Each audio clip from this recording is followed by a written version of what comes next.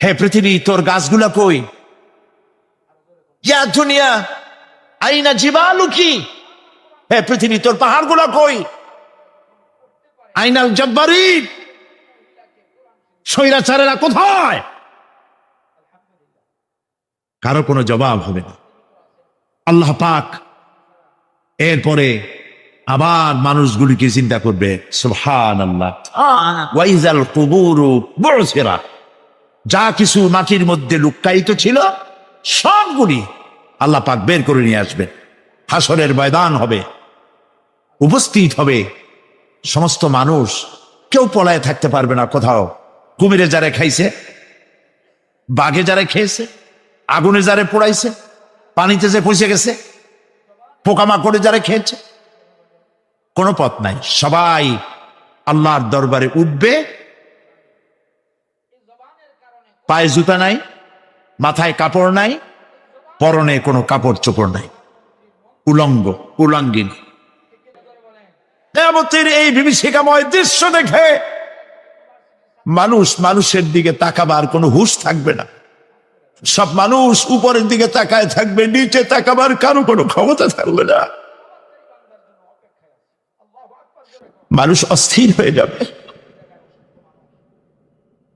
সেই হাসরের ময়দান, বিচারক আল্লাহ রাব্বুল আলামিন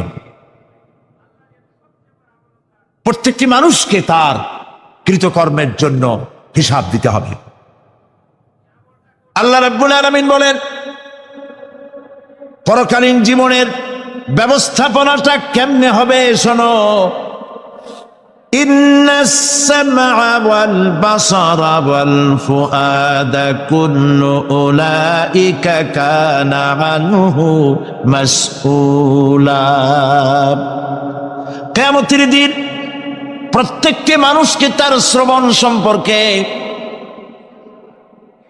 তার দৃষ্টি সম্পর্কে, আর অন্তঃকরণের কল্পনা সম্পর্কে প্রত্যেকটি ব্যাপারে আল্লাহ পাক জিজ্ঞাসা করবেন। কান দিয়েছিলাম, কি শুনেছ? যা শুনছো তা আমল করেছো কিনা? আমার নিষেধ করা জিনিসগুলি শুনছো নাকি? কানের জবাব দিতে হবে।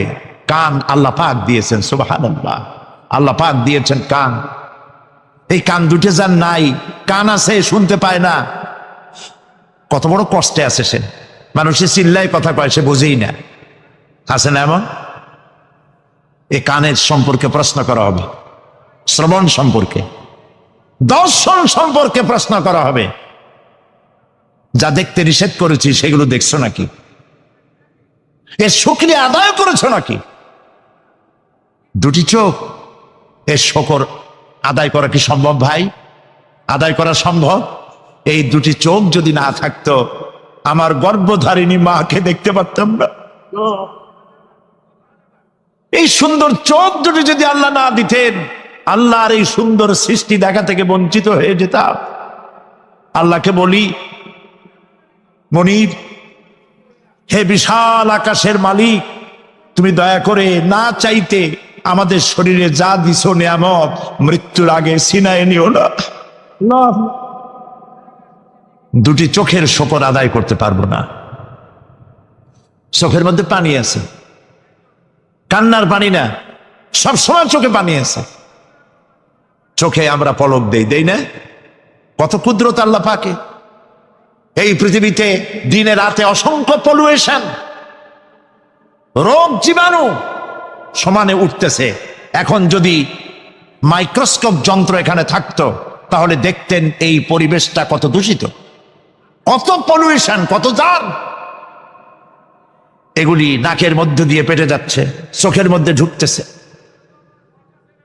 ক্রমাগত চোখের ভিতরে ধুলাবালি ঢুকবে, আর পরিষ্কারের কোনো ব্যবস্থা যদি না করা হয়, চোখের দৃষ্টি নষ্ট হয়ে যেতে পারে। এই জন্য আল্লাহ রাব্বুল আলামিন চোখের ভিতরে মেডিসিন রূপী এক প্রকারের পানি রেখেছেন, আর অটোমেটিক চোখের পাতা ওঠা নামা করে প্রতি মুহূর্তে চোখকে ক্লিন করে দিতেছে। এই চোখ সম্পর্কে আল্লাহ রাব্বুল আলামিন প্রশ্ন করবেন, অন্তঃকরণ সম্পর্কে প্রশ্ন করবেন। জবাব দেওয়া সেদিন বড়ই কঠিন হয়ে যাবে। এই জন্য আল্লাহ রাব্বুল আলামিন দুনিয়াবাসীকে সতর্ক করে দিচ্ছেন। তিনি আরো বলছেন, ওয়ালাকাদ খালাকনাল ইনসানা ওয়া না'লামু মা তুওয়াসবিসু বিহি নাফসু ওয়া নাহনু আকরাবু ইলাইহি মিন হাবলিল ওয়ারিদ। মানুষ সৃষ্টি করেছি আমি, তার অন্তঃকরণে কি চিন্তা হয়, কি কল্পনা হয় তাও জানি আমি। আর আমি আমার বান্দার যেই সাহারাগের উপরে মাথাটা খাড়া আছে, ঠিক আজ অনুরূপ ভাবে ইরাকের উপরে যে হামলা হচ্ছে, পৃথিবীর মুসলমানেরা নিজেদের জমিন ছেড়ে দিচ্ছে। আমার জমিনের উপরে দাঁড়াই আমার বাইরে পিটাও, আমি তোমার নৌবাহিনীকে, তোমার ল্যান্ড ফোর্সকে জায়গা করে দিলাম। এই যদি দেয় আল্লাহ পাক সাহায্য কেন করবে? আল্লাহর ওয়াদা, আল্লাহর সাহায্যের ওয়াদা তো মুমিনদের জন্য। ওয়া কানা হাক্কান আলাইনা নাসরুল মুমিনিন, মুমিনদেরকে সাহায্য করা আমি আল্লাহর জন্য ওয়াজিব। আল্লাহ রাব্বুল আলামিন কোরআনে কারীমের মধ্যে বলেছেন, ওয়ালা তাহিনু ওয়ালা তাহজানু ওয়া আনতুমুল আলাউনা ইন কুনতুম মুমিনিন। কোনো ভয় নাই, কোনো চিন্তা নাই, যদি মুমিন হও আমি আল্লাহ তোমাদেরকে বিজয় দান করব। ইজা ফাতাশ শাত ফাতাল মাশরুত। শর্ত যদি পালন করা না হয় ওয়াদা পূরণ হবে না। শর্ত হচ্ছে মুমিন হও, আল্লাহ বলছেন আমি সাহায্য করব। আমরা কি মুমিন হইতে পারছি? জবাব চাই, মুমিন হইতে পারছি? নিজের বুকের কাছে হাত দেন, নিজের কলবের কাছে, নফসের কাছে প্রশ্ন করুন। আল্লাহ যে মুসলমান চান, রসুল যে মুসলমান চান, যে কোয়ালিটির, আমি কি সেই কোয়ালিটি, সেই রিকোয়ারমেন্ট আমি কি ফুলফিল করতে পেরেছি? মন থেকে একটা নেগেটিভ জবাব আসবে, মন বলবে না এখনো হইতে পারো নাই। দাড়ি, টুপি, জামা, হজ, নামাজ হয়তো সবই ঠিক আছে, নামাজ পড়তে পড়তে হয়তো কপালে দাগও লেগেছে, কিন্তু মুমিন হওয়ার জন্য যেটা প্রয়োজন ছিল সেটা এখনো হয় নাই। কোরআন শরীফে 114টি সূরার প্রত্যেকটি সূরার শিরোনামে আছে বিসমিল্লাহির রহমানির রহিম, একটা সূরায় নাই। কোন সূরা? কেন নাই? এই জন্য নাই যেহেতু এই সূরা নাজিলের সময় আল্লাহ পাক এটা বলেন নাই।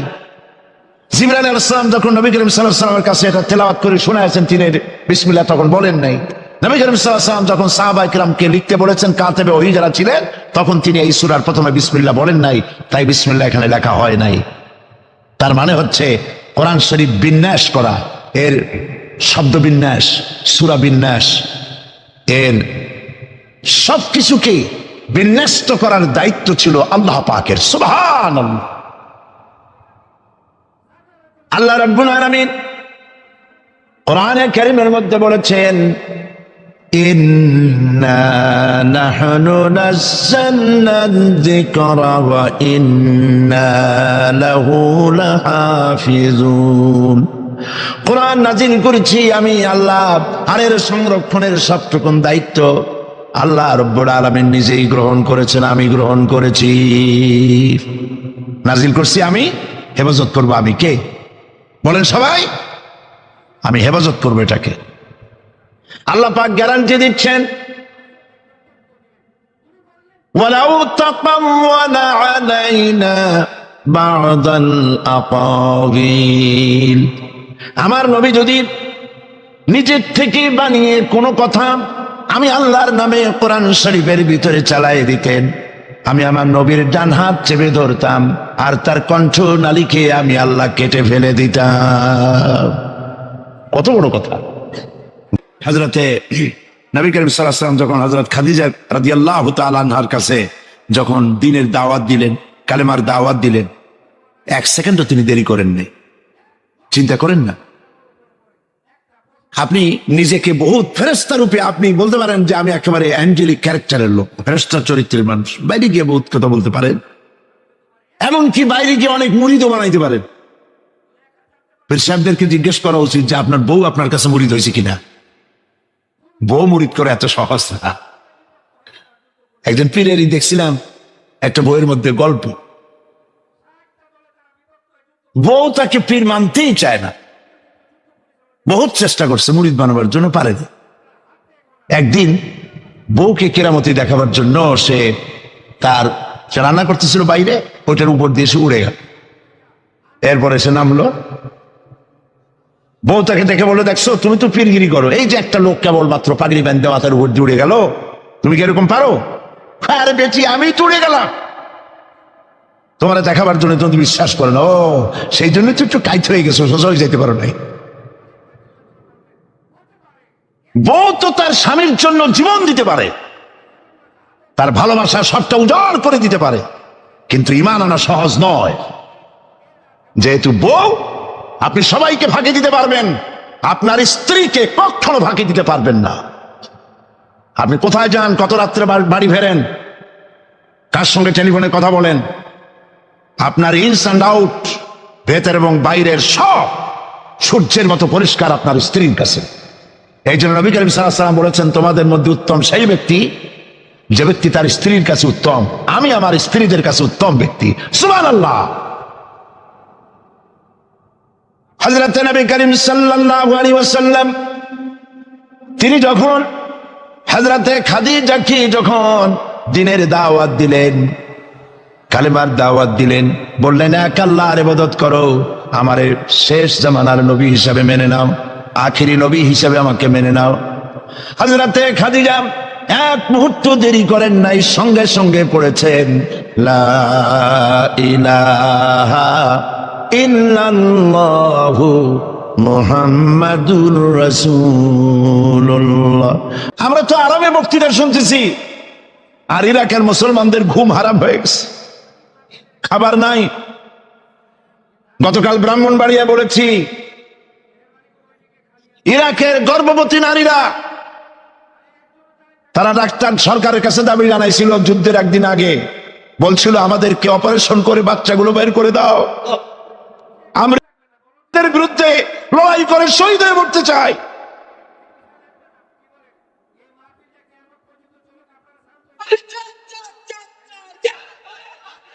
আমরা কিচ্ছু করতে পারবো না, কিন্তু দোয়া করতে পারবো। কি করতে পারবো? তবে দোয়া কবুল হোক আর না হোক এই নিয়ে তাড়াহুড়ো করবেন না। অনেকে মনে করে দোয়া তো করছিলাম, আফগানের জন্য হয়েছে কি? এই জাতীয় কথা বলা ইমানের বিপরীত, ইমানের খেলাফ। আপনার দোয়া কবুল করতে আল্লাহ বাধ্য নন। ফাআলুল লিমা ইউরিদ, যা খুশি তাই করেন। সুবহানাল্লাহ বলো।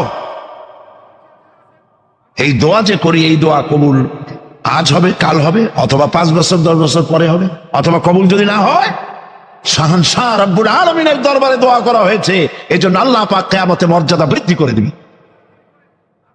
দোয়া করতেই হবে, দোয়া ছাড়া পথ নাই। কাজে বসবেন, হাঁটাহাঁটি করা ঠিক না। হযরতে খাদিজাতুল কুবরা রাদিয়াল্লাহু তাআলা আনহা ঈমান এনে কালেমা পড়ে বললেন কি জানেন? বললেন আবাল কাসেম, হে কাসেমের পিতা, হে কাসেমের পিতা, আমি বিগত 15টি বছর আপনার সাথে ছিলাম স্ত্রী হিসেবে। আমি আপনার মধ্যে যে আচরণ দেখেছি, যে আখলাক দেখেছি, এটা কোনো সাধারণ মানুষের হতে পারে না। আপনি অবশ্যই আল্লাহর নবী, বিন্দুমাত্র সন্দেহ আমার নাই। সুবহানাল্লাহ। প্রিয় ভাই সব,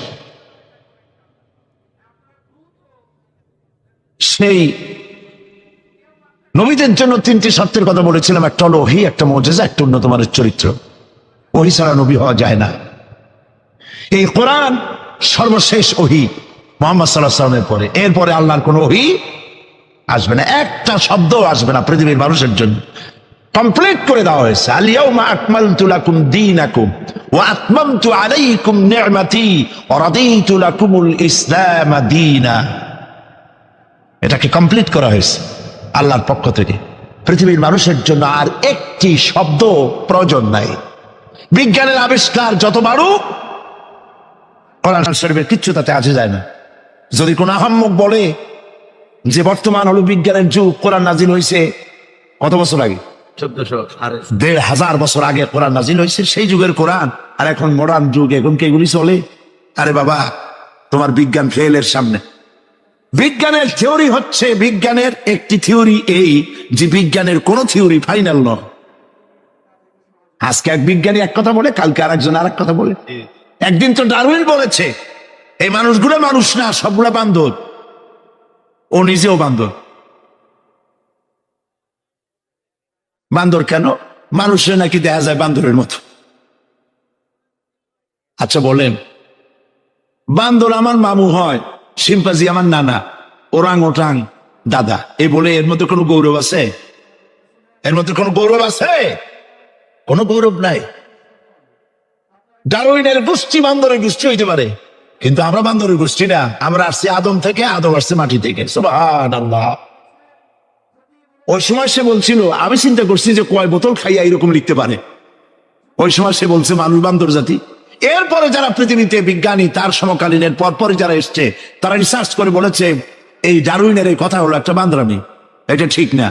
কারণ মানুষ যদি বান্দরের জাত হয়, তাহলে বান্দর তো পৃথিবী থেকে বিলুপ্ত হয় নাই, এখনো পৃথিবীতে বহুত বান্দর আছে। এই বান্দর গুলা, আমরা তো একটা বান্দর এরকম দেখলাম না যে কোমর পর্যন্ত মানুষের মতো হয়ে গেছে। আরো কিছু ভালো করে খাওয়াইলে তাড়াতাড়ি করে মানুষ হয়ে যাবে। অর্ধেক মানুষের মতো হয়েছে, 12 মানুষের মতো হয়েছে, অথবা মানুষ এই মাত্র হয়ে গেল বান্দর থেকে লেস খসে গেছে। এরকম হয়েছে কোথাও? কোন জিনিসের সাথে কোন জিনিসের সিমিলারিটি থাকলে এইটা ওইটার বংশের, এটা কি করে বলা যায়? তো এরকম বলেছে কেন তারা? মন যা বলেছে তাই বলেছে। ইন হুয়া ইল্লা ওয়াহয়ুন ইউহা। আল্লাহ পাক বলছেন, নবী যা বলেন, কোরআনের নামে যা বলেন, সব ওহী।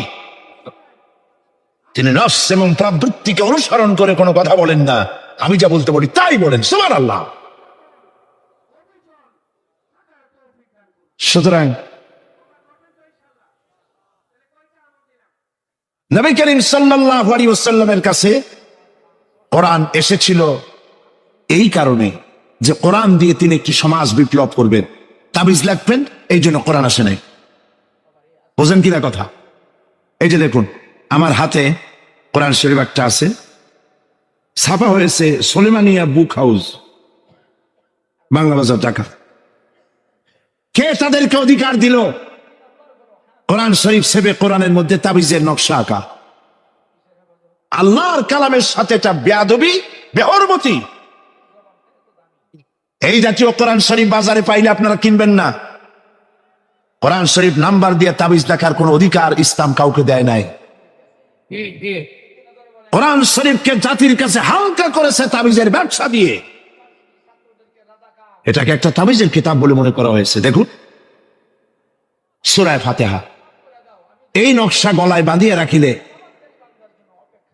মুক্তি পাওয়া যায় রোগ হইতে। সূরা মারিয়াম পেটে বাঁধিয়ে রাখলে বাচ্চা হবে তাড়াতাড়ি। সূরা ইউসুফ, এই নকশা গলার সাথে ঝুলায় রাখলে বিয়ে হবে তাড়াতাড়ি, কাঙ্ক্ষিত প্রেমিকাকে পাওয়া যাবে। এই জাতীয় আল্লাহর কালামের সাথে তামসা করেছে এরা, নাউজুবিল্লাহ বলে। তাবিজগুলো কি?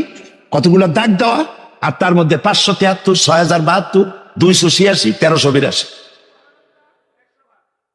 হারাম। আপনি 786 10 লক্ষ বার যদি দেখেন, একবার বিসমিল্লাহর সমান হবে না। ইমানকে সাফ করতে হবে। কোরআন শরীফ তাবিজ দেখার জন্য আসে না। নবী করিম সাল্লাল্লাহু আলাইহি ওয়াসাল্লাম তাবিজ লেখেন নাই, অনুমতি দেন নাই। সাহাবায়ে কেরামের একজন সাহাবীও তাবিজ লেখেন না। ঝাড় ফুকের ব্যাপারে ইসলাম অনুমতি দিয়েছে। নবী করিম সাল্লাল্লাহু আলাইহি ওয়াসাল্লাম নিজে ঝাড় ফুক করেছেন, সাহাবায়ে কেরাম করেছেন। তাবিজ লেখে লেখা ধান্দাবাজি কারে কয়? বলে যে টিউবওয়েলের পানি, কুয়ার পানি, খালার পানি, বেড়ের পানি, ড্রেনের পানি, পুকুরের পানি, নদীর পানি, 7 জায়গা দিয়ে পানি আনবা। জাফরানের কালি, তারপরে কালিজিরার ছাতু, এইগুলো মিশাইয়া এরপরে দাগ দাগ দিয়ে তাবিজ লিখলো। তারপরে লেখে এক এক পাশে ইয়া জিব্রাইল, ইয়া মিকাইল, ইয়া ইসরাফিল, ইয়া জিব্রাইল, হাবিজাবি কতগুলো লিখে এই জাতীয় যা খুশি আল্লাহর ফেরেশতাদের নাম লিখে গলায় ঝুলাবার কোনো মানে নাই। এগুলি করে কোরআন শরীফকে বেহুরমতি করা হয়েছে। নাউজুবিল্লাহ বলেন। বিশ্বাস করুন, কোরআন তাবিজ লেখার জন্য আসে নাই। কোরআন এসেছে ভাগ্য পরিবর্তন করার জন্য। আল্লাহ রাব্বুল আলামিন বলেন, তাহা মা আনজালনা আলাইকাল কুরআনা লিতাশকা। নবী হে, কোরআন আপনার উপর এই জন্য নাজিল করা হয় নাই যে আপনি আপনার ভাগ্য নষ্ট হয়ে যাবে, ভাগ্য বিপর্যস্ত হবে না, এই জন্য কোরআন আসে নাই। কোরআন এসেছে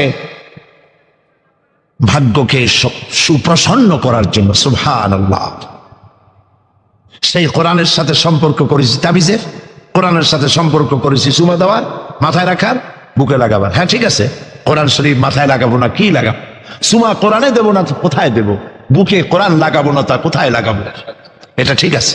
কিন্তু আপনি বলেন, আপনি ডাক্তারের কাছে গেছেন, আপনি রুগী, ডাক্তার আপনাকে প্যাথোলজিক্যাল টেস্ট করে আপনার ডিজিজ কি তা ফাইন্ড আউট করে আপনাকে দিয়ে দিল, কি দিল? প্রেসক্রিপশন। আপনি প্রেসক্রিপশন গ্লাসের ভিতরে ভিজাইয়া 41 দিন সকালে আর বিকালে পান করলেন, অথবা প্রেসক্রিপশন ভাস করে মাদুরের মধ্যে ঢুকাইয়া গলায় ঝুলাই দিলেন, অথবা প্রেসক্রিপশন সকাল বিকাল চুমা খাইলেন। রোগ ভালো হবে? রোগ ভালো হবে? যদি কেউ প্রেসক্রিপশনের সাথে কোনো রুগী যদি এই ব্যবহার করে, তাহলে সেই রুগী সম্পর্কে আপনার চিন্তা, আপনার মত, আপনার রায়, আপনার ফতোয়া কি হবে বলেন জোরে? এটা যদি আল্লাহ পাক যদি হন মহান চিকিৎসক, আর এটা যদি হয় সেই মহান চিকিৎসকের পক্ষ থেকে বিশ্ববাসীর সমগ্র রোগের জন্য মহা চিকিৎসাপত্র প্রেসক্রিপশন, তাহলে এই প্রেসক্রিপশনের সাথে যারা ওই জাতীয় ব্যবহার করে তাদেরকে কি বলবে? এবারের ফতোয়া নিজের গায়ে পড়বে। বাচ্চা বড় হইতে পারে না, মায়ের পেট থেকে বাচ্চা আসছে, সমানে এতগুলো তাবিজ ঝুলাই দিছে গলায়। বাচ্চা যদি কথা বলতে পারতো তাহলে বলতো যে আল্লাহ কি অপরাধ করছে, এর চেয়ে তো মায়ের পেটে ভালো ছিলাম, এগুলো তো জাগাইতেও পারি না। কতগুলো তাবিজ, এরপরে কালো সুতা, হলুদ সুতা, লাল সুতা করতে পাইছো? আজমির শরীফ থেকে আনছি, হারাম। পীর কাছে যাওয়া হয় আর তারা ফু দিয়া সুতায় গিরে গিরে দিয়ে দেয়, হারাম। কেন সুতায় গিরে দিবেন? মুসলমান ছাগলের বাচ্চা নয় যে দড়ি দিয়ে সুতা দিয়ে আপনি বাঁধবেন। আপনাদের শরীরে যদি তাবিজ থাকে, বাড়ি যদি কারো থাকে, সব খুলে নদীতে ফেলে দেন। আলাইসাল্লাহু বিকাফিন আবদা। আল্লাহ পাক বলছেন, আমি কি আমার বান্দার জন্য যথেষ্ট নই? আলাইসাল্লাহু বিকাফিন আবদা। আমি আল্লাহ আমার বান্দার জন্য যথেষ্ট নই? চিল্লায় বলেন অবশ্যই যথেষ্ট। ওয়াইজা সাআলতা ফাসআলিল্লাহ ওয়াইজা ইসতাআনতা ফাসতাইন বিল্লাহ। যা বলার এক মহান সত্তার কাছে বলো, যা চাওয়ার এক মহান সত্তার কাছে চাও। তিনি কে? তিনি হচ্ছেন আল্লাহ পাক। সুবহানাল্লাহ বলেন, সুবহানাল্লাহ। প্রিয় ভাই সব, যারা মাজারে যায়, ওই যে মাজার আছে সিলেট শাহজালালের রহমতুল্লাহ আলাইহির মাজার, আজমিরে আছে খাজা মুঈনুদ্দিন চিশতি রহমতুল্লাহ আলাইহির মাজার, বাগদাদে আছে হযরত বড় পীর মহিউদ্দিন আব্দুল কাদের জিলানী রহমতুল্লাহ আলাইহির মাজার। বাংলাদেশ থেকে লোকেরা তাদের পয়সা করি আছে, সব জায়গায় যায়। কেন যায়? 15 বছর বিয়ে করছে, বাচ্চা হয় না, মামলা করেছে হাইকোর্ট, সুপ্রিম কোর্ট, সব জায়গায় বেকায়দা। ব্যবসা করে, খালি লাল বাতি জ্বলে, ওষুধপত্র খায়, রোগ ভালো হয় না, চলে গেল মাজারে। একটু সময়ের জন্য কমন সেন্সের কমন বাদ দিয়া শুধু সেন্স দিয়া চিন্তা করে, যার কাছে আপনি আপনার অভিযোগ বলতে গেছেন, এই 3 জন অলির কথাই ধরি, বাকিদের পরে ধরি। ওনাদের মাতৃভাষা কি? শাহজালাল রহমতুল্লাহ আলাইহির মাতৃভাষা কি? আরবি। বলেন কি? আরবি। ইয়েমেন থেকে তিনি এসেছিলেন, আরবি। খাজা মুঈনুদ্দিন চিশতি রহমতুল্লাহ আলাইহির মাতৃভাষা আরবি। হযরতে বড় পীর আব্দুল কাদের জিলানী রহমতুল্লাহ আলাইহির মাতৃভাষা আরবি। আপনি গিয়ে বাংলায় বললেন, খাজা বাবা আমার তো 15 বছর বিয়ে করছি, বাচ্চা মোটে হয় না, এখন করবো কি? আপনার কথা খুব বুঝছেন তিনি, তাই না? খুব বুঝেছেন। গেল 1 নম্বর মিসফায়ার। 2 নম্বরে, আপনি যে কবরের কাছে গিয়ে এই কথাগুলি বলছেন, তিনি যে কবরে আছেন তার গ্যারান্টি কি? ওখানে তো তিনি নাও থাকতে পারেন। সাধারণ এমপি মন্ত্রী কোন জেলায় যদি যায়, সরকারের মেহমানখানা আছে, নাম কি? Circuit house. মেহমান সে আন্দাজে সরকারের তেমন ব্যবস্থা আছে, ডাকবাংলা আছে, রেস্ট হাউস আছে, সার্কিট হাউস আছে, ঠিক না? দুই রকমের মেহমান, এক প্রকার হলো ভিআইপি, আর এক প্রকার হচ্ছে নিকৃষ্ট চোর ডাকাত, এরাও সরকারের মেহমান। চোর ডাকাত, মুচ্ছা বদমাস, সন্ত্রাসী, ওরা যদি মেহমান হয়ে পুলিশে, এদের ধরবে কারা? এই মেহমানদের ধরবে পুলিশে, ধরে নিয়ে ওদের জন্য মেহমান খানা হলো হাজত, হাজতের মধ্যে থুয়ে দিবে, কনভিক্টেড হলে পরে জেলখানার মধ্যে ঢুকাই দেবে, ঠিক কিনা? আর যদি এমপি হয়, মন্ত্রী হয়, প্রধানমন্ত্রী হয়, তা থাকার জন্য প্রত্যেকটা জেলায় গভর্নমেন্ট সার্কিট হাউস করে রেখেছে। এই সব মন্ত্রী প্রধানমন্ত্রীর চাইতে ওলিউল্লাহ, আল্লাহর ওলি যারা, তাদের মর্যাদা আল্লাহর কাছে অনেক বেশি। তারা ইন্তেকাল করবেন আর আল্লাহ ওই মাটির মধ্যে ভরাই তবে আল্লাহর কোন রেস্ট হাউস থাকতে নাই, আল্লাহর কোন গেস্ট হাউস থাকতে নাই। হয়তো তিনি কবরে নাই, গেস্ট হাউসে তিনি আরাম ফরমাচ্ছেন। 2 নম্বর মিসফায়ার। 3 নম্বরে, কবরে যদি থাকেও তখন তিনি ঘুমে আছেন না চেতনা আছে? যদি ঘুমের মধ্যে থাকে তাহলে 3 নম্বর মিসফায়ার, কোনো কামে লাগলো না। এই জন্য চাইতে হবে এমন মহান সত্তার কাছে যিনি কখনো ঘুমান না, লা তাখুযুহু সিনাতুন ওয়ালা নাওম, যার ঘুমও নাই তন্দ্রাও নাই। কে তিনি? চিল্লায় বলুন। কলিজাটারে পরিষ্কার করেন, সাফ করে নেন। এভাবে সাফ করবেন, কোন রাফিদ, কোন জিন্দাবিদ আমার ভাগ্য ভালো বানাতে পারবে না, পারবে না, পারবে না। কোন মরাফিদ, কোন জিন্দাবাদ ফু দিয়া আমার ভাগ্যকে বিনষ্ট করে দিতে পারবে না। খায়রিহি ওয়া শাররিহি মিনাল্লাহি তাআলা, আমার ভালো আমার মন্দ কেবলমাত্র এক মহান সত্তার মুষ্টির ভিতরে নিবদ্ধ, তিনি আল্লাহ রব্বুল ইজ্জত ওয়াল জালাল। গোটা আকাশ, গোটা জমিন যার মুঠার ভেতরে। মুসা আলাইহিস সালাম বলেছিলেন, আল্লাহ তুমি নাকি ঘুমাও না? আল্লাহ কেউ বিশ্বাস করে না, তো সাংঘাতিক কথা। এইভাবে ইব্রাহিম আলাইহিস সালাম আল্লাহরে বলছিলেন, রব্বি আরিনি কাইফা তুহিয়াল মাউতা, আল্লাহ তুমি মরা কি চিন্তা করো কেমনে? আল্লাহ কয় আওয়ালাম তুমিন, বিশ্বাস করো না? ইব্রাহিম আলাইহিস সালাম কাঁপে গেছেন। তিনি সাথে সাথে বললেন বালা। তিনি কিন্তু নাম বলতে পারতেন, যদি নাম বলতেন তো ভুল হইতো না, তো নাম আর বালার সমর্থবত। তিনি বলতেন হ্যাঁ, কিন্তু নাম বলেন নাই, বলেছেন বালা। সাথে সাথে একটু দেরি করেন নাই। আল্লাহ প্রশ্ন করছেন, কত বড় লোভ পেগম্বরের জন্য, আওয়ালাম তুমিন, বিশ্বাস করো না যে আমি মরার চিন্তা করতে পারি? ইব্রাহিম আলাইহিস সালাম বললেন বালা। এর অর্থ হচ্ছে হয় নট, কেন নয়, অবশ্যই বিশ্বাস করি।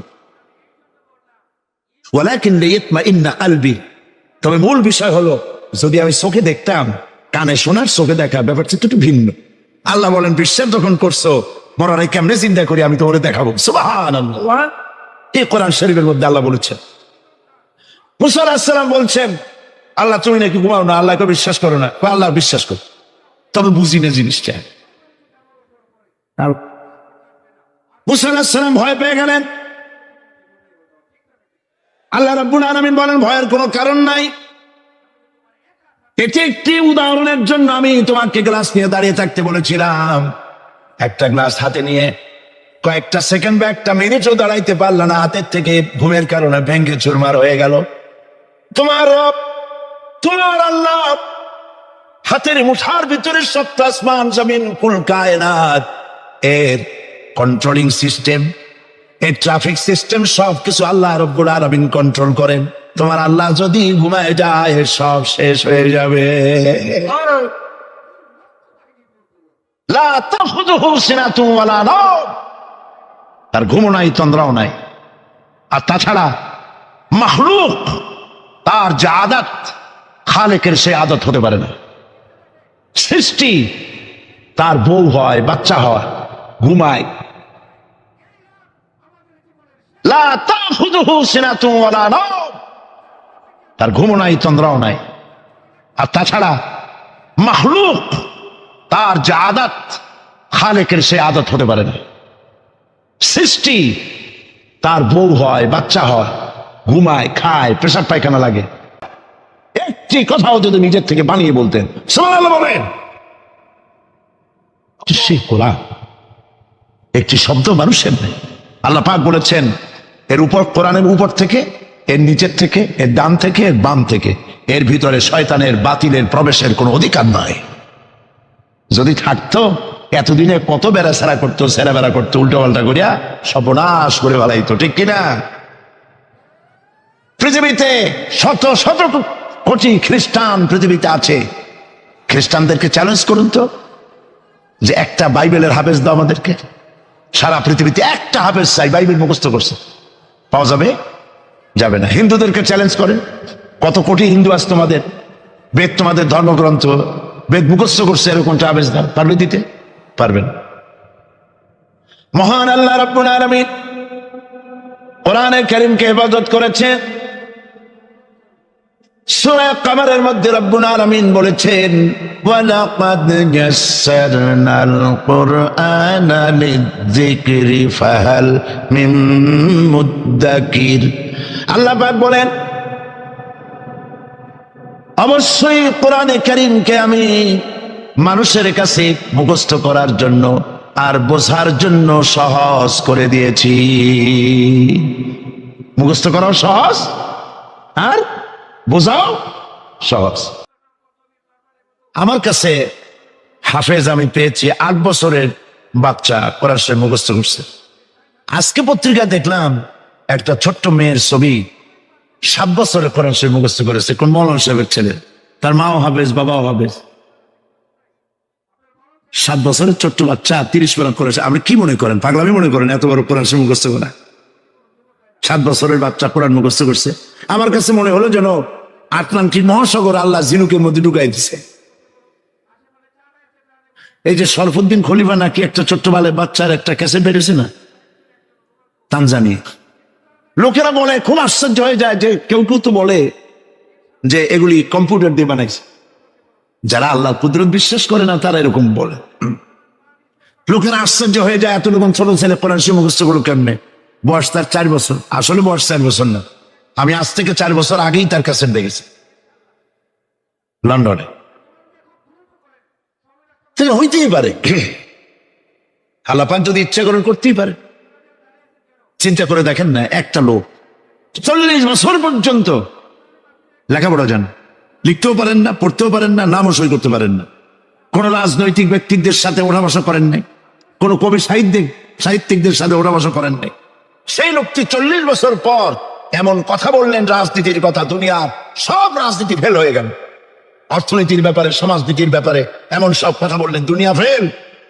40 বছর যিনি লেখা জানেন না, পড়া জানেন না, লিখতে জানেন না, পড়তে জানেন না, কে তিনি? সাল্লাল্লাহু আলাইহি ওয়াসাল্লাম। আল্লাহ পাক কেন পারবেন না? মরা গাছ দিয়ে ফুল ফুটাই দিতে পারেন, মরুভূমির ভিতরে পানির প্রস্রবণ ঘটিয়ে দিতে পারেন, আমিরকে ফকির করতে পারেন, ফকিরকে আমির করতে পারেন। এই তো আল্লাহ। যালিকুমুল্লাহু রাব্বুকুম, ইনি হচ্ছেন তোমার আমার রব। সুবহানাল্লাহ। কোরআনে কারীমকে একদিকে মুখস্থ করা সহজ, আর মুখস্থ করার জন্য একটি সিস্টেম কোরআন শরীফের মধ্যে আছে। চিন্তা করলে যেগুলি পাওয়া যায় সেটা হলো এই যে কোরআন যদি কেউ তাড়াতাড়ি পড়ে মনে হবে যেন প্রবন্ধ পড়তেছি, আর যদি থেমে থেমে পড়ে তাহলে মনে হবে যেন কবিতা পড়তেছি। সুবহানাল্লাহ। প্রত্যেকটা লাইনে লাইনে মিল, ছন্দের আকারে কোরআন শরীফ পৃথিবীর সমস্ত সাহিত্যে মানকে ছাড়িয়ে এত উপরে গিয়েছে যেই মান পর্যন্ত পৃথিবীর কোন সাহিত্য কিয়ামত পর্যন্ত পৌঁছতে পারবে না। এর ফাসাহাত, এর বালাগাত, কোরআন শরীফের সাহিত্যিক মান চিরকালের জন্য কালজয়ী, এর পাশেও কেউ দাঁড়াইতে পারবে না। সুবহানাল্লাহ। কি পাগল ছাগল হাবিজাবি নবীয়তের দাবি করে। আচ্ছা, নবীর দাবি করলে তো তার কাছে ওহী আসতে হবে। এই যে ছাগল পাগল যেগুলো নবীর দাবি করলো, নবী করিম সাল্লাল্লাহু আলাইহি ওয়াসাল্লাম ইন্তেকালের পরে 30 জন মিথ্যাবাদী নবুয়তের দাবি করবে, ঠিক না? তো নবী হইতে হইলে 3টা শর্ত লাগে। একটা হলো ওহী আসতে হবে, মুজিজা থাকতে হবে, আর চরিত্র। নবীর কপালে লেখা থাকে না যে উনি নবী, বুকের উপরেও লেখা থাকে না যে ইনি নবী। চরিত্র দিয়েই প্রমাণ হয় ইনি কোন সাধারণ মানুষ নন, ইনি আল্লাহর নবী। সুবহানাল্লাহ। এই পৃথিবীতে আসার পর আমাদের হায়াত তো বাড়ছে না, বরং হায়াত প্রতি মুহূর্তে কি হচ্ছে? লোকেরা বলে হায়াত বাড়ে, হায়াত তো বাড়ে না। হায়াত কি হয়? জন্মের পরের থেকে আমার জন্য রিজার্ভ আছে যতটুকুন, 50 বছর বাঁচবো, 60 বছর বাঁচবো, যতটুকুন হায়াত আমার জন্য নির্ধারিত করা আছে, নির্ধারণ করা আছে, প্রতিদিন একদিন একদিন করে কমে যেতেছে। কিয়ামতের দিন, বিচারের দিনটা যেটা হবে, আল্লাহ রাব্বুল আলামিন বলেন বিচারের দিনটাই লম্বা হবে 50 আলফা সানা মিম্মা তাউদ্দুন। বিচারের দিনটা লম্বা হবে কত বছর? 50,000 বছর। কত বছর? দুনিয়ায় যেভাবে তুমি হিসাব করো, দুনিয়ার গণনা অনুযায়ী হাসরের বিচারের দিনটা হবে 50,000 বছরের মতো লম্বা। এক কিতাবে দেখেছি, তিনি লিখেছেন হিসাব করে কিয়ামতের ওই দিনটার হিসাবে 50,000 বছর একটা দিন লম্বা। ওই হিসাবে পৃথিবীতে যারা 60 বছর বাঁচলো, সেজন্য আখেরাতে 2 মিনিট দুনিয়ায় বাঁচলো। চিন্তা করেছে? মাত্র 2 মিনিট। 60 বছর যারা হায়াত পেল, 2 মিনিট বাঁচলো। আমার বন্ধুগণ, সময় চলে যাচ্ছে স্রোতের মতো করে, কারো জন্য সময় অপেক্ষা করতেছে না।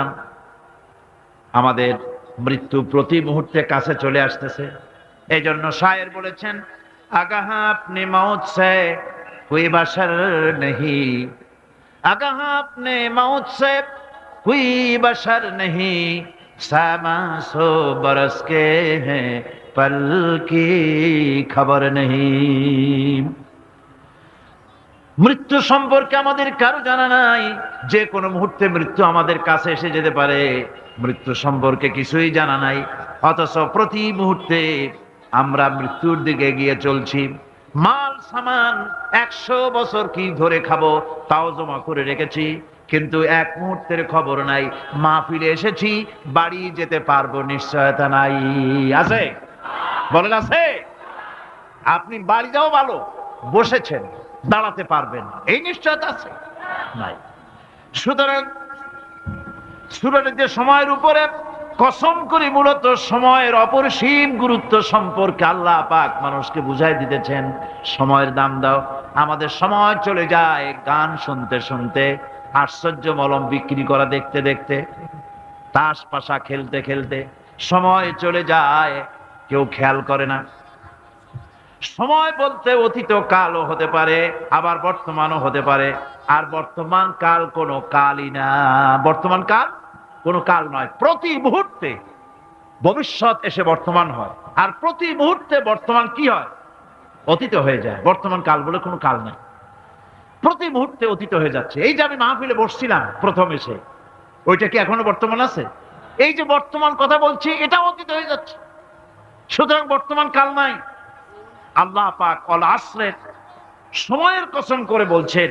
যদি আমরা চিন্তা ভাবনা করি তাহলে আমরা লক্ষ্য করব আমাদের আসল মূলধন সময়। ভাইরা, কিয়ামতের দিন জান্নাতীদের কোনো দুঃখ থাকবে না, সকলের দুঃখ থাকবে। জান্নাতীদের কোনো দুঃখ থাকবে নাকি? থাকবে, থাকবে।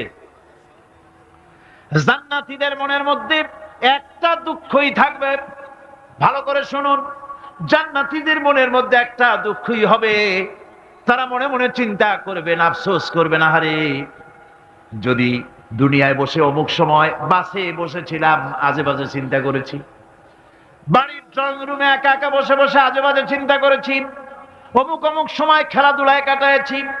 এই সময়গুলিতে যদি সুবহানাল্লাহ, আলহামদুলিল্লাহ, লা ইলাহা ইল্লাল্লাহ, আল্লাহু আকবার, এই তাসবিহ যদি পড়তাম, জিকির আজগার করতাম, জান্নাতের ভিতরে আরো নিয়ামত লাভ করতে পারতাম।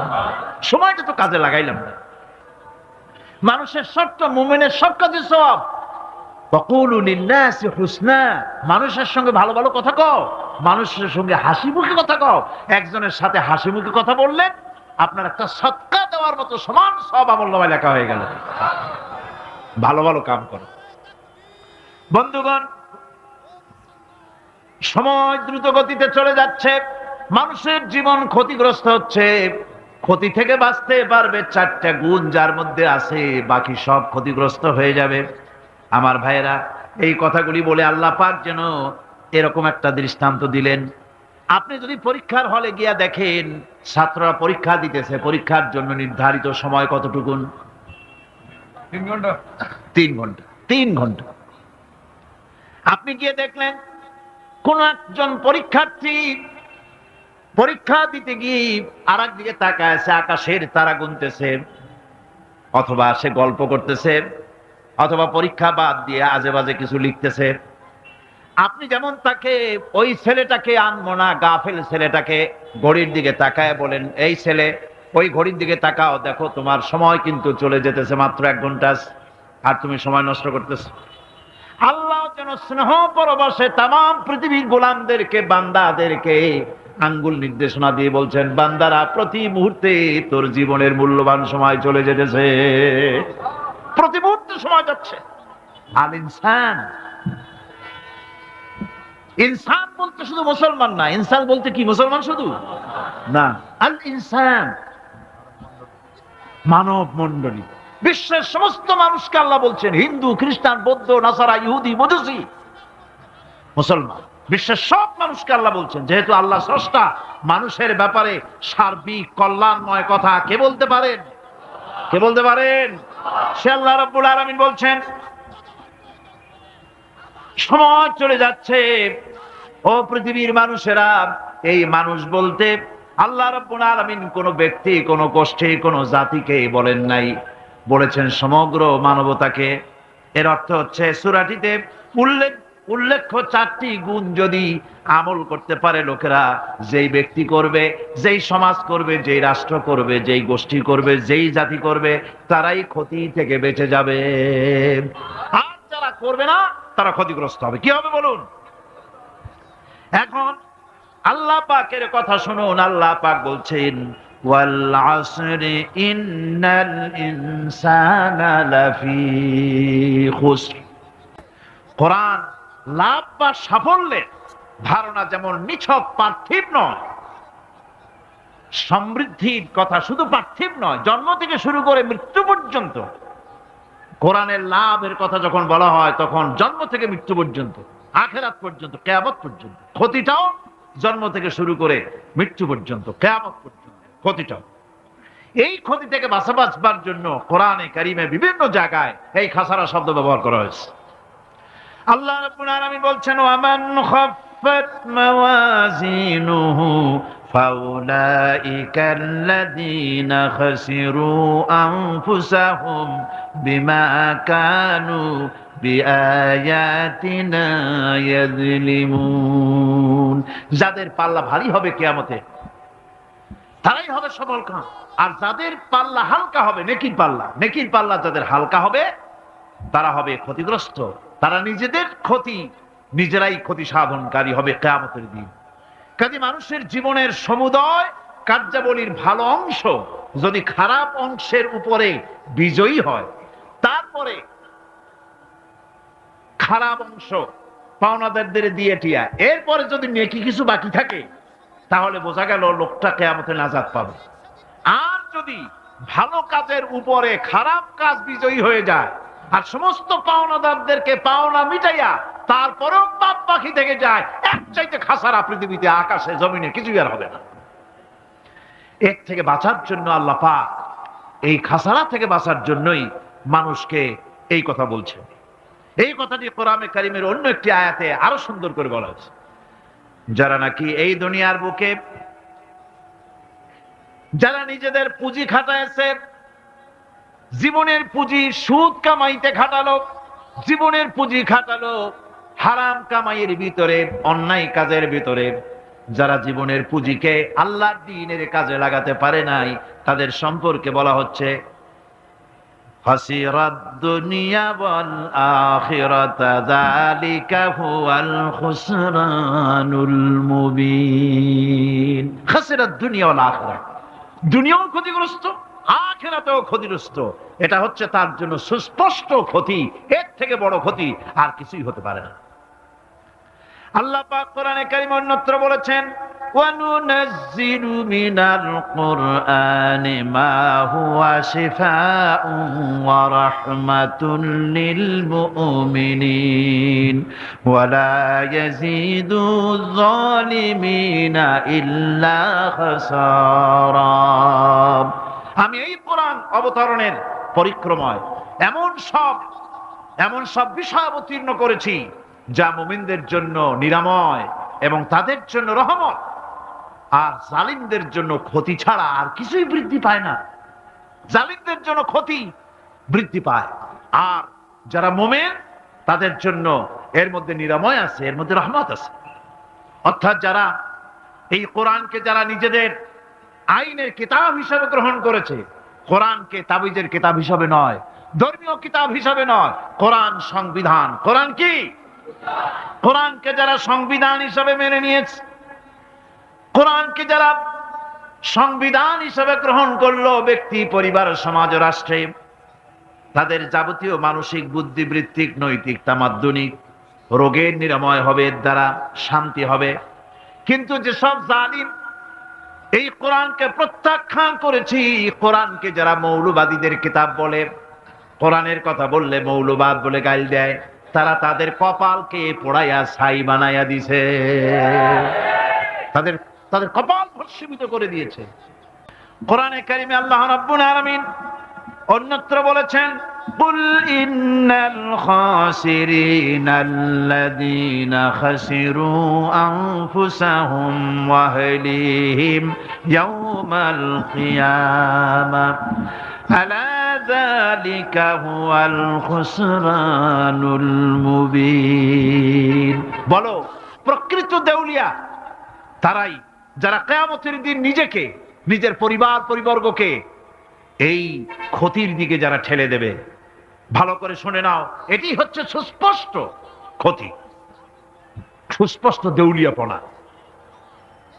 এই ক্ষতি থেকে বাঁচার জন্য আল্লাহ রাব্বুল আলামিন কোরআনে কারীমের মধ্যে বলেছেন, ওয়াল আসরি ইন্নাল ইনসানা লাফি খুসর। পড়েন সবাই, ওয়াল আসরি ইন্নাল ইনসানা লাফি খুসর।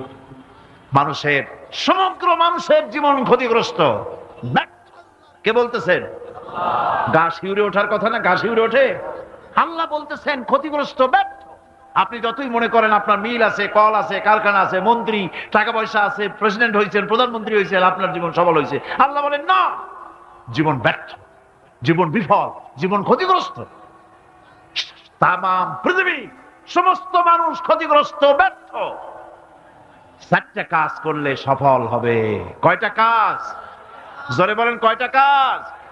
ইল্লাল্লাযীনা আমানু ওয়া আমিলুস সালিহাতি ওয়া তাওয়াসাউ বিল হাক্কি ওয়া তাওয়াসাউ বিস সাবর। চারটা কাজ করলে জীবন হবে সফল। এই ব্যর্থতা থেকে, এই ক্ষতি থেকে যদি বাঁচতে চাই কিনা? কারা কারা চাই? দেখাই তো হাত। কারা কারা চাই? ক্ষতির হাত থেকে বাঁচতে চাই কারা? আলহামদুলিল্লাহ, হাত নামান।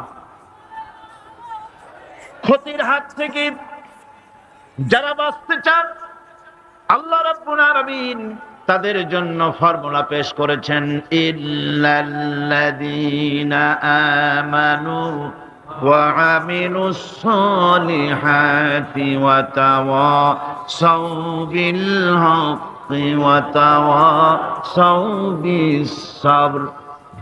আল্লাহ পাক বলেন, চারটি কাজ করলে জীবন সফল হয়ে যাবে। কয়টা কাজ? চারটা কাজ করলে জীবনটা সফল হয়ে যাবে। এক নম্বরে ঈমান। এক নম্বরে কি? ঈমান। এটাই হচ্ছে ফাউন্ডেশন। ক্ষতি থেকে বাঁচার জন্য প্রথম যে গুণটি, সেটির নাম হচ্ছে ঈমান। ইসলামে ঈমানের স্থান সর্বপ্রথম, তারপরই হচ্ছে ইসলাম। ঈমান আগে, তারপরে কি? ইসলাম। ইসলাম হচ্ছে বীজ, ঈমান হচ্ছে বীজ, আর ইসলাম হচ্ছে চারা, গাছ। এটা হচ্ছে ভিত্তি। এই ভিত্তিকে সর্বপ্রথম মজবুত করতে হবে, ঈমানের ভিত্তি। ইমানের ভিত্তি দুনিয়ায় ইমানের আহ্বান জানাবার জন্যই আল্লাহ রাব্বুল আলামিন সমস্ত নবী এবং রাসূলদেরকে পৃথিবীতে পাঠিয়েছেন ইমানের আহ্বানের জন্য। দুনিয়ার সমস্ত নবীদের দাওয়াত ছিল ইমানের দাওয়াত। কিসের দাওয়াত? এই ইমানের দাবিটা আসছে, এই দাওয়াতটা এসেছে আল্লাহর কাছ থেকে। কার কাছ থেকে? দেখুন, পৃথিবীর ভিতরে কোন নবীদের কথার সাথে আরেকজন নবীর কথার কোনো বৈপরীত্য হয় নাই। সমস্ত নবীদের কথা একরকম ছিল। কয় রকম? একজন নবীর সঙ্গে তার বক্তব্যের সাথে আরেকজন নবীর বক্তব্যের কোনো গুণগত মৌলিক কোনো পার্থক্য ঘটে নাই, অসঙ্গতি হয় নাই। কারণ নবীরা আম্বিয়া আলাইহিমুস সালাম নিজেরা বানিয়ে কথা রচনা করে তারা মানুষের সামনে পেশ করে নাই। সমস্ত নবীদের কাছে যত দাওয়াত এসেছে একটা অফিস থেকে এসেছে। সে অফিসটা হচ্ছে কার? আল্লাহ রাব্বুল আলামিনের।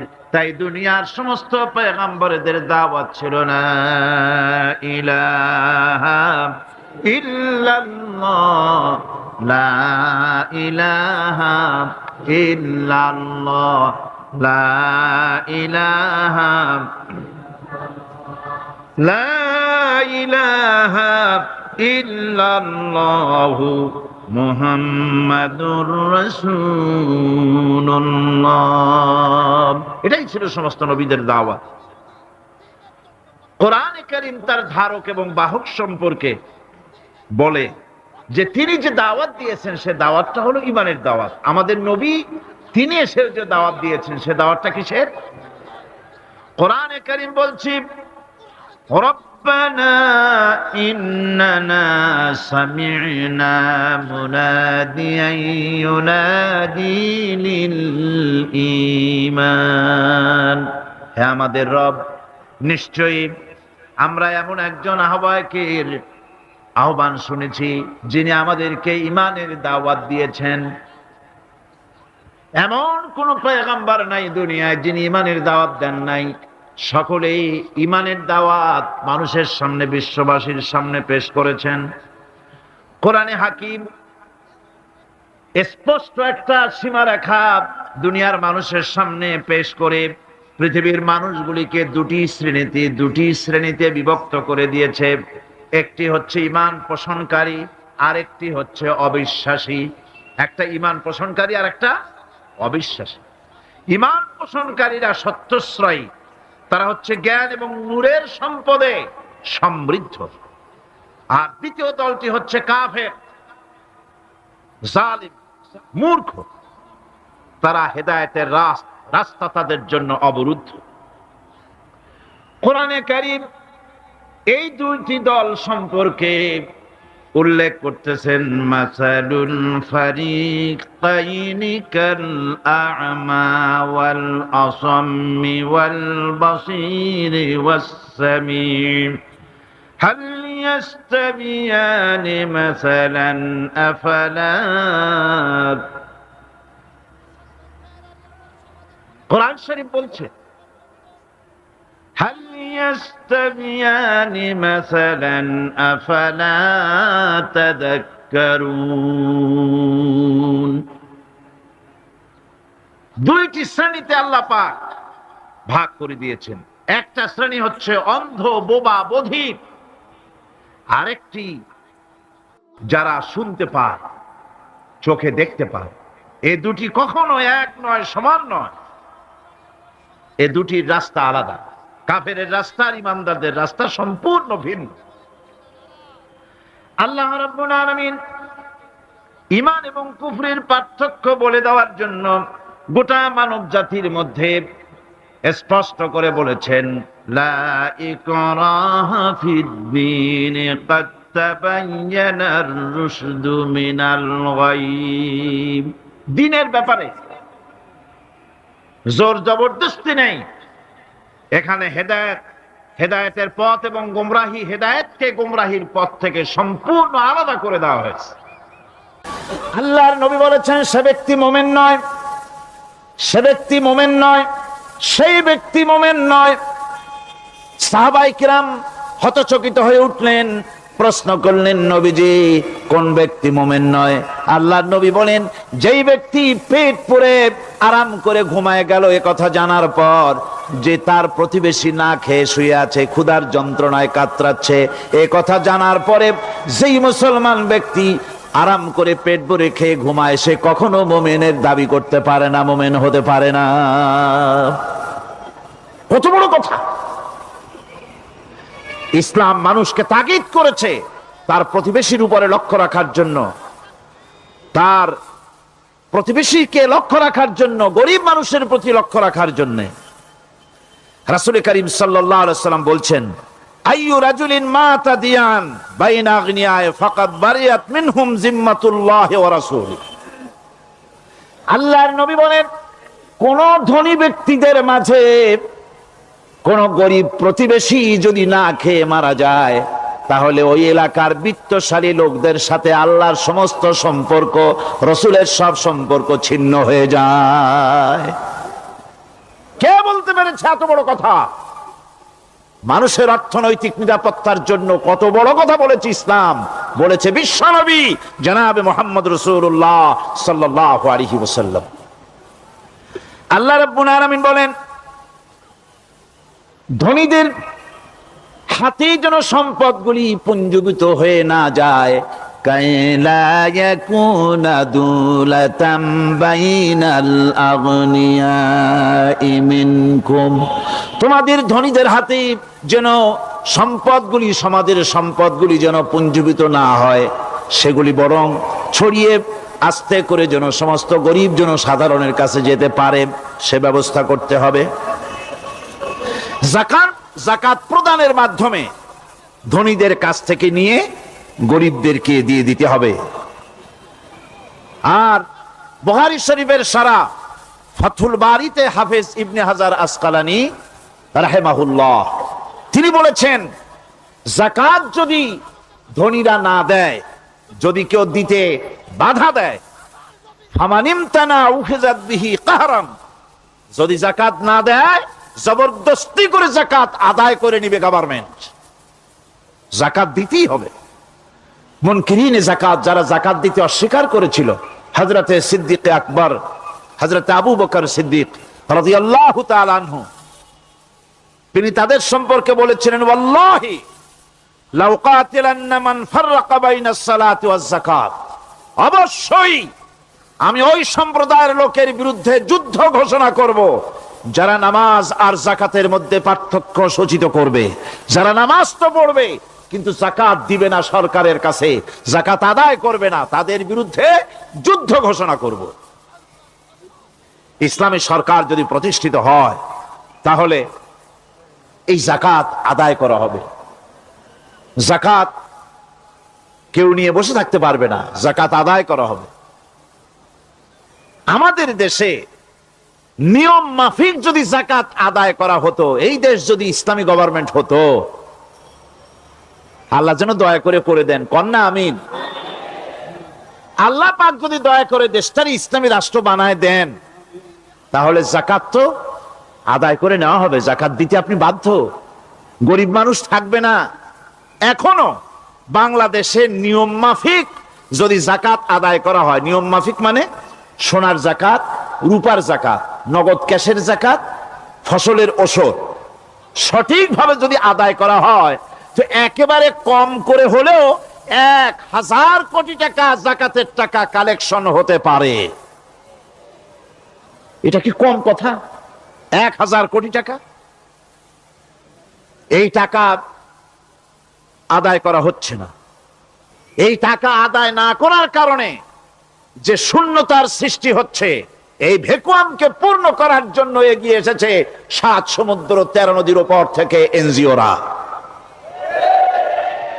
এনজিওরা এসে আমাদের দেশে, সব এনজিও খারাপ আমি তা বলি না, বহু এনজিও আছে যারা এদেশের উন্নয়নের, আর্থসামাজিক উন্নয়নের জন্য তারা প্রচেষ্টা করছে। রাস্তাঘাট, স্কুল কলেজ, চিকিৎসা ইত্যাদির দিকে কাজ করছে। যতগুলি এনজিও আমাদের দেশে আছে, তার ভিতরে 52টা এনজিও গোনা বাছা, যারা ইসলামের প্রকাশ্য দুশ্মন, আর এর শীর্ষস্থানে আছে ব্রাক। এই এনজিও গুলি তারা আমাদের দেশে এসে সুদি কারবার শুরু করেছে, পরিপূর্ণভাবে সুদের কারবার। ব্যাংকের থেকে যদি আপনি লোন নেন তাহলে 15 or 17% ইন্টারেস্ট দিতে হবে, আর ওদের কাছ থেকে যে সুদ, যে টাকা নেওয়া হয়, সেই টাকায় গ্রামীণ ব্যাংক থেকে শুরু করে ব্রাক বলেন, কারিতাস বলেন, অক্সফাম বলেন, অ্যাডাপ বলেন, যেগুলি আছে এগুলি সুদ নেয় 30 থেকে 34% পর্যন্ত। গোটা জাতিকে গ্রাম পর্যায়ে তারা সুদের নিবিড় চাষ করতেছে, ঘরে ঘরে সুদ পৌঁছে দিয়েছে, মুসলমান নারীদেরকে বেহুরমতি করেছে, ইসলামের ঐতিহ্য ধ্বংস করতেছে, নারীদেরকে বিপর্দা করতেছে, আমার দেশের ফ্যামিলি স্ট্রাকচারকে এনজিওরা ধ্বংস করে দিচ্ছে।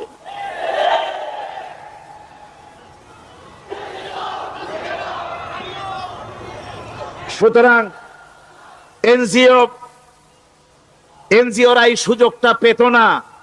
যদি জাকাত কালেকশন করা হতো আর জাকাত দিয়ে, জাকাত যেসব জায়গায় খরচ করতে হয় সেই খরচ করার জায়গাগুলিতে সঠিকভাবে যদি ব্যয় করা হতো, এই অবস্থা হতো না। বাংলাদেশে সম্পদের অভাব নাই। যারা বলে বাংলাদেশ গরিব, আমি তাদের সাথে একমত নই। আক্ষরিক অর্থে বাংলাদেশ গরিব নয়, বাংলাদেশে সম্পদ আছে। বাংলাদেশে যে জিনিসটার অভাব সেটা হচ্ছে ইনসাফ ভিত্তিক বন্টনের অভাব। এখানে কেউ তো 1000 বিঘা জমির মালিক, বিঘা বুঝেন না কি কন আপনারা? কানি। কেউ তো 1000 কানির মালিক, আর কারো তো রান্নাঘর উঠাবার জায়গা নাই। কথাটাই ঠিক কিনা? কেউ তো শত শত কোটি টাকা, কত কোটি টাকা যে আছে তা হিসাব করে মাসখানেক লাগবে, গুনিয়া খুলাইতে পারবে না। আর কারো তো একটা ট্যাবলেট কেনার পয়সা নাই। সুতরাং আমার দেশে যেভাবে গরিব বলা হয় আক্ষরিক অর্থে ওইভাবে আমার দেশ গরিব নয়। আমাদের দেশে সম্পদ আছে, বহুত জমি অনাবাদি ফেলে রাখা হয়েছে। রাসূল করিম সাল্লাল্লাহু আলাইহি ওয়াসাল্লাম বলেছেন, সেই ব্যক্তির জমিন রাখার অধিকার নাই যে ব্যক্তি তা চাষের আওতায় না আনে। আছে না বহুত জমি পড়িয়া? আবাদযোগ্য জমি আমাদের দেশে আছে যা, তার 2,40,00,000 একর। আমাদের ভূমি সম্পদ রয়েছে। বনজ সম্পদ যা আছে সেটা হচ্ছে 32,53,860 একর জুড়ে বিরাট বনজ সম্পদ আমাদের আছে। ভূমি সম্পদ আছে, বনজ সম্পদ আছে। আমাদের রয়েছে পানি সম্পদ, প্রায় 250 নদী, 3,600 বর্গ মাইল জুড়ে নদীগুলো প্রবাহিত আছে। আমাদের পানি সম্পদ আছে। আমাদের গ্যাস সম্পদ আছে, যে গ্যাস অন্তত 100 বছর চলতে পারে। প্রত্যেক বাড়িতে বাড়িতে গ্যাসের সংযোগ দিলেও 100 বছরে ফুরাবে না। আলহামদুলিল্লাহ কইতে ইচ্ছা করে না? জোরে কোন আলহামদুলিল্লাহ। আমাদের গ্যাস সম্পদ রয়েছে, আমাদের মৎস্য সম্পদ আছে, পশু সম্পদ আছে, কৃষি সম্পদ আছে, আরো রয়েছে বিপুল জনশক্তি। জনশক্তিকে আজ সবচাইতে বার্ডেন মনে করা হয়। জনশক্তিকে বলা হয় বাংলাদেশের সবচাইতে বড় সমস্যা, জনশক্তি সমস্যা। এটা হচ্ছে যে সরকার আসে তারই ভূতে পায়, যে যায় লঙ্কা সে আর মানুষ হালে ফেরে না, মানুষগুলি তার জন্য জ্বালা। অথচ এই মানব শক্তি হচ্ছে শ্রেষ্ঠ শক্তি। ইউনিভার্সিটি জনমের মতো না বাড়াইয়া, এখন তো ইউনিভার্সিটি দাবি করতেছে সকলে, গ্রামে গঞ্জে থানায় রান্নাঘরে সব জায়গায় কয় আমাদের ইউনিভার্সিটি দাও। আর ইউনিভার্সিটির ফজিলত কি তা তো আমরা দেখতেইছি। এর থেকে বেশি করে পলিটেকনিক ইনস্টিটিউট, ভোকেশনাল ইনস্টিটিউট ইত্যাদি যদি বানানো হতো, ভিক্ষার হাতকে কর্মীর হাতে যদি পরিণত করা যেত, মানুষগুলিকে যদি কর্মক্ষম করা যেত, তাদেরকে যদি মডার্ন টেকনোলজি যদি শিক্ষা দেওয়া যেত, তাহলে এই মানব শক্তি রপ্তানি করে বা পৃথিবীর বিভিন্ন দেশ থেকে মূল্যবান বৈদেশিক মুদ্রা অর্জন করা যায়, সেটা না করে মানুষ হইছে জ্বালা, জনমের মতো এদেরকে মারো। এটা হচ্ছে ট্রেনের থার্ড ক্লাস প্যাসেঞ্জার্স মেন্টালিটি। সেটা কিরকম? সেটা হচ্ছে ট্রেনে যখন মানুষ চলে তৃতীয় শ্রেণীতে, একবার উঠে বসলে সে অন্যের জন্য জায়গা ছাড়ে না। জায়গা খালি আছে, আরেকজন আসে বললে ভাই আমার একটু বসতে দাও, কয় না ভাই এখানে লোক আছে। আসলে কিন্তু লোক নাই। আপনি যদি বলেন যে সেই লোক আসলে আমি জায়গা ছেড়ে দেবো, ততক্ষণ তো বসি। আপনি বসলেন, এরপরে আপনি তো বুঝছেন যে লোকটা ফাঁকি দিছে, ওই চিন্তা আপনার মধ্যেও ঢুকবে, আর একজন আসবে বসার জায়গা আছে, আপনি বলবেন না এখানে জায়গা নাই। ট্রেনের থার্ড ক্লাস প্যাসেঞ্জারদের যে মন মানসিকতা, বর্তমান মুসলিম দেশগুলির সরকার প্রধানেরা ঠিক ট্রেনের থার্ড ক্লাস প্যাসেঞ্জারদের চাইতেও থার্ড ক্লাস। মানব শক্তিকে কাজে লাগাবার চিন্তা না করে উল্টা চিন্তা তারা করছেন। এত সম্পদ থাকা সত্ত্বেও বাংলাদেশ আজ যে অভাব সৃষ্টি হয়েছে তা কৃত্রিম, এবং তা সৃষ্টি হয়েছে এটা এর একমাত্র দায়ী এর জন্য রাজনৈতিক ষড়যন্ত্র। রাজনৈতিক ষড়যন্ত্রের কারণেই এই অভাব সৃষ্টি হয়েছে। গোড়া থেকেই আমাদের এই দেশটি ষড়যন্ত্রের শিকার। প্রথমে ব্রিটিশ বেনিয়ারা 200 বছর পর্যন্ত গোলামির জিনজির পরিয়ে দিয়েছে। 200 বছর গোলামির পর দ্বিজাতি তত্ত্ব এবং মুসলিম সংখ্যাগরিষ্ঠতার ভিত্তিতে 47-এর আজাদি, তারপর পশ্চিমাদের শোষণ বঞ্চনা থেকে মুক্তি লাভের জন্য 71-এর আজাদি,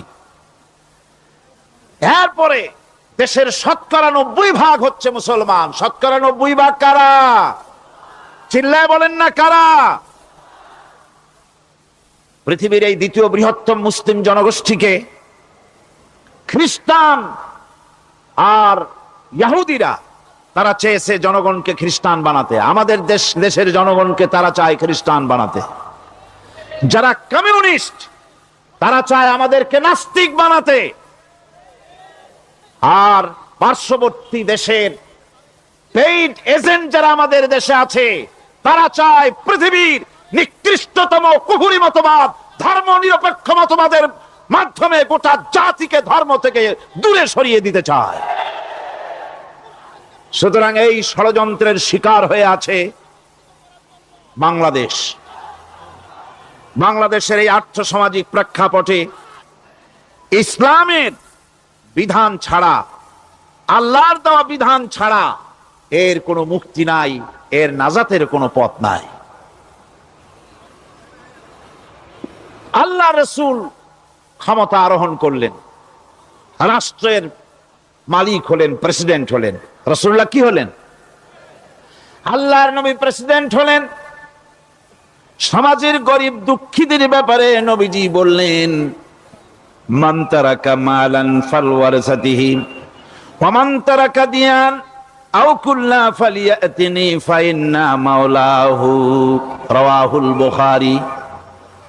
নবীজি বলেন, যে ব্যক্তি মারা গেল, মরে যাওয়ার পর তার যে সম্পদ থাকবে, এই সম্পদগুলি সে যে সন্তান স্ত্রী পুত্র যাদের রেখে গেছে তা তাদের জন্যে। আর যদি সে ঋণগ্রস্ত, যদি ঋণ অবস্থায় সংসারকে রেখে যে থাকে, তাহলে তার ঋণের বোঝা, ঋণের পরিশোধের দায়িত্ব আমি মুহাম্মদ সাল্লাল্লাহু আলাইহি ওয়াসাল্লাম নিয়ে নিলাম। সমাজের যার কোনো অভিভাবক নাই তার অভিভাবক আমি মুহাম্মদ সাল্লাল্লাহু আলাইহি ওয়াসাল্লাম। যার কোনো অভিভাবক নাই সেজন্য আমার কাছে চলে আসে।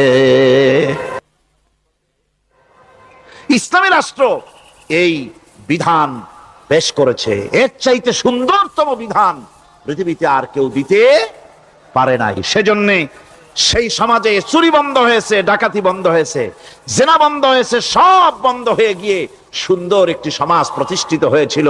আর রাসূল বলেছিলেন, খাইরুল কুরুনে কারনি, সর্বশ্রেষ্ঠ যুগ হলো আমার যুগ। সুবহানাল্লাহি ওয়া বিহামদিহি।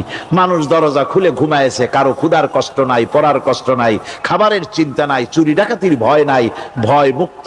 ওই যে গতকাল বলেছিলাম, যেমন একটা সমাজ আসবে, খাব্বাব চিন্তা করো না, আমি কসম করছি এমন একটা সমাজ প্রতিষ্ঠিত হবে যেই সমাজে চুরি, ডাকাতি, জেনা, ব্যভিচার, হত্যা, ধর্ষণ কোনো ভয় থাকবে না। লা ইয়াখাফু ইল্লাল্লাহ, আল্লাহ ছাড়া কারো কোনো ভয়, মনের ভিতরে ভয় থাকবে না। ওয়ালাকিন্নাকুম তাস্তাজিলুন, তোমরা বড্ড তাড়াহুড়ো করতেছো, বেসবর হচ্ছ, সবর করো, তাড়াহুড়ো করো না, এমন সমাজ আসবে।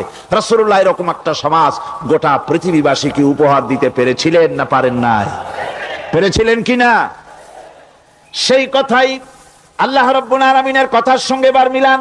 লাইসাল বিররা আন তুওয়াল্লু বুজুহাকুম কিবালাল মাশরিকি ওয়াল মাগরিব, পূর্ব পশ্চিমে কত মাথা ঘুরালে, চেহারা ঘুরালে এটাই কিন্তু তোমার পুণ্যবান হওয়ার জন্য, নেককার হওয়ার জন্য যথেষ্ট নয়।